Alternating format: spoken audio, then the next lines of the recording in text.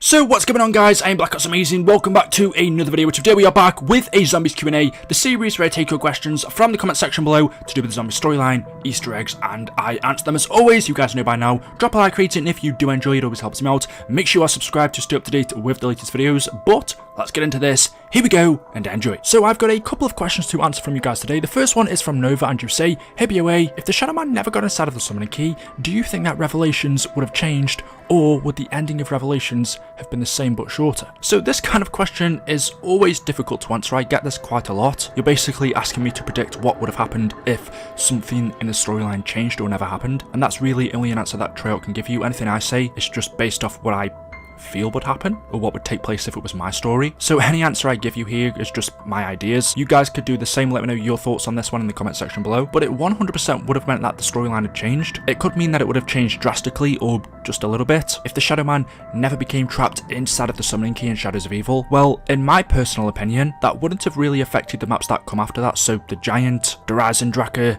Zetsubou, Gorod, but maybe it would, because the Shadow Man would have still been on the loose. He could have ended up travelling to any of those maps, Derizen, Zetsubou, Gorod, and disrupting what we were trying to do. There's a million ways to look at it, but let's just say he didn't do that. If he was never inside of the summoning key in Revelations, would that have changed the events of that map? Well, I would say yes, because if the Shadow Man wasn't in Revelations, he wouldn't have opened up the gateway to allow the Apothecans to enter the Aether, to enter Monty's perfect world, which means the whole of Revelations doesn't happen. It also would have meant Dr. Maxis didn't end up switching positions with the Shadow Man and becoming trapped inside of the summoning key himself, eventually leading to his death when he plunged himself into the Apothecan Sun. That maybe could have led on to Dr. Monty not sending the characters back to the Great War. Or, on the other side of this question, the Shadow Man just ends up turning up in Revelations anyway, still unleashes the Apothecans, and the same events go down. The only major difference would be Maxis doesn't get trapped inside of the key. So, yeah, like I said, there's a million ways you can look at that, but I'd be interested to hear what you guys think would have happened in the comment section below. The next question, which I think sounds really interesting and I love the idea of, could this be a possibility? But you say, what if they do something really weird, and the Dark Aether basically takes all of the old story characters, the ones that remain anyway, like Victis, and morphs them into one combined abomination that we eventually fight? It'd almost be like the final boss of the original storyline. Now this is a cool idea because laying the groundworks first, our new story is still connected to the old story. Black Ops Cold War takes place after BO4. It's in a way a sequel, although a new universe, a singular one, but the same Dark Aether still exists from our old timeline, and we know at the end of Black Ops 4, everything that remained, Dr. Monty, the Shadow Man, all of our zombies maps, along with characters who still lived, such as Victis, they were all banished to the Dark Aether. And then we come to Cold War Zombies, which takes place after the end of Black Ops 4, and the Dark Aether still exists, which means things that were sent there at the end of BO4 also do. Victis would have still been trapped inside of the Dark Aether in Black Ops Cold War, but as to what happened to them is a different question. And based off what we know about the Dark Aether, there are a few possibilities. Now I have kind of answered this question before. I said that more than likely Victis would have turned into zombies, but since then we've gotten more intel, which means more answers, more information on the Dark Aether. We now know more about it, and for me at least, there are more possibilities on what could have happened to Victis. Maybe they're not dead, maybe they're not zombies, perhaps they're still alive, or they've turned into something else. And as you say in this question, is there the possibility they could morph into one creature, one abomination from the Dark Aether, and we end up fighting them at some point? Because if you look at, for example, the Elder God Order, his whole body is made up of zombies, people attached to him. Imagine a boss fight for the final map for Black Ops Cold War, where we face a creature which contains people, and some of those people attached to it are the Victis crew, Misty, Molten, Stuhlinger and Rustman. But before we look at that idea, let's just go back and take a look at the possibilities of what could have happened to Victis once they were banished to the Dark Aether. The first one, could they still be alive to this day? Well, there are two different things to look at here. One, we know time in the Dark Aether works differently to our reality. It is either slower or faster depending on how you look at it. It's all relative. We don't know exactly how it works, but giving you an example, 3 days in our world could relate to 3 months in the Dark Aether. Whether that means time in the Dark Aether works slower or faster, like I said, that depends on how you look at it. And the other thing you have to look at is, well, what happened to other people that were trapped there? Because we know of some people that turned into zombies, some people that turned into creatures such as mimics or megatons, and then some people are still alive to this day. We've recently just heard of a character called Zykov who revealed to us that he's been trapped in the Dark Aether for decades and is still alive. That's not too much of a shorter time period to what the Victis characters would have been trapped in the Dark Aether for. So if Zykov is still alive, then why can't Victis be? Well, if you just listen to what Zykov says, the reasons that he gives us for surviving in the Dark Aether for so long, he says this. So, you are wondering how a tank mechanic from the war survived for decades, trapped in, what do you call it? The Dark Aether. I often ask myself the same thing. The answers are many. Some I have already given you in my journal. The fort I built, the weapons I found, the machines I restored, and of course, my dog, Cinder. But mostly I was lucky. The rest is because I am Russian. It is in our nature to endure. But I never lost my desire to escape, to come home, to learn what became of my family. As you saw in my journal, I have been able to visit for brief periods, almost like a ghost. But always I am pulled back here. I do not know why I am tethered to this place.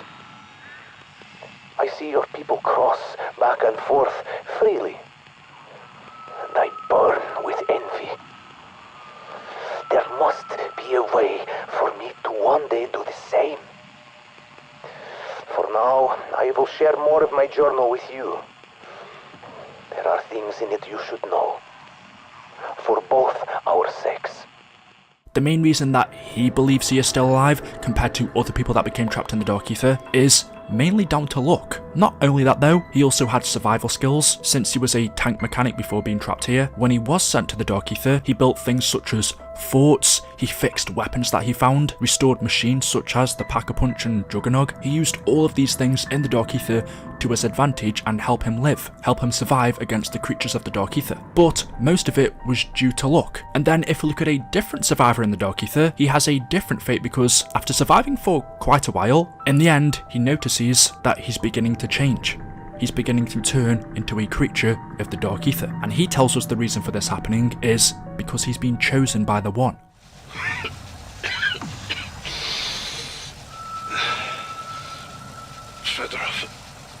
Fredor, this may be my last recording.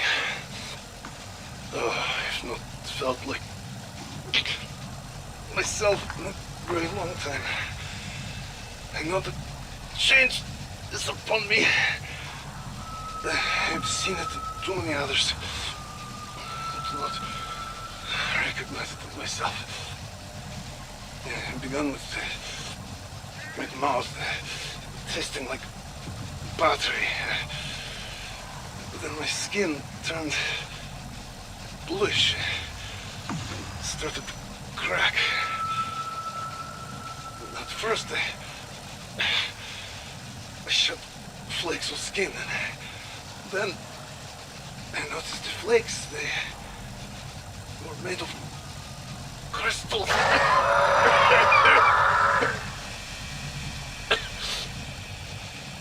I know what I am becoming.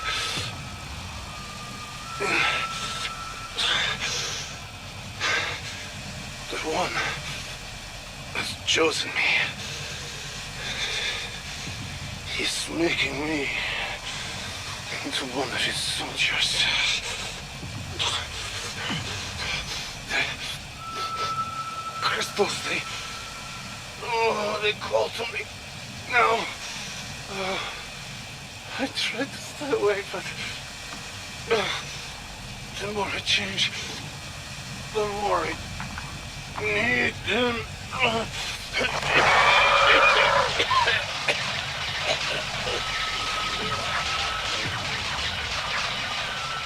So we're being told that the main reason for people surviving here is not only due to skills, them finding things in the Dark Aether to use to their advantage, but it's also simply because they haven't been chosen. Fedorov believes that the reason he turned eventually was because the One had chosen him. So maybe that's why Zykov's still alive, it's because the One hasn't chosen him.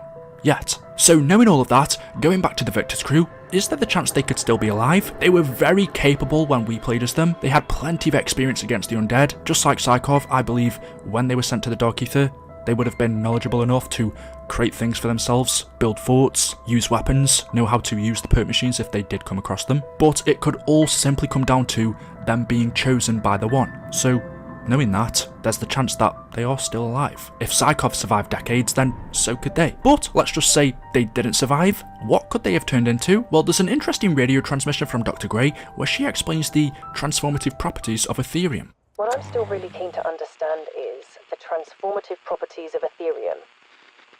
We saw what happened to those poor sods at End Station.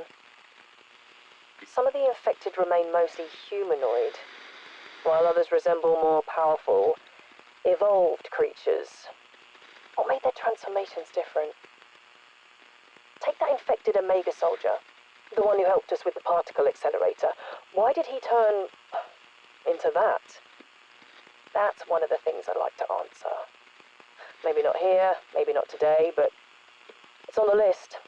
So Grey tells us some people who become infected remain humanoid, meaning they become zombies, but then other people evolve into more powerful creatures such as mimics, megatons, but she isn't sure why this happens. And to be honest, I'm not either. Why do some people infected by Aetherium end up transforming into the undead? And then why do other people turn into things such as megatons, mimics, manglers, other creatures of the Dark Aether? Why are they affected differently? That we don't know the answer for. And it's also because of that we don't know exactly what happened to Victis. If they were infected, they could have transformed into zombies, but at the same time, they could have also become more powerful creatures. Malton, for all we know, could be a mimic. Russman could be a megaton. Misty could just be a normal zombie. For all we know, maybe we've killed them. Knowing all of this then, going back to your question, how cool would it be, and I suppose is it possible, that we could get a boss fight against Victis? And I would say yes. There are hundreds of creatures in the Dark Aether we haven't seen. If they have in fact turned, I think it'd be amazing if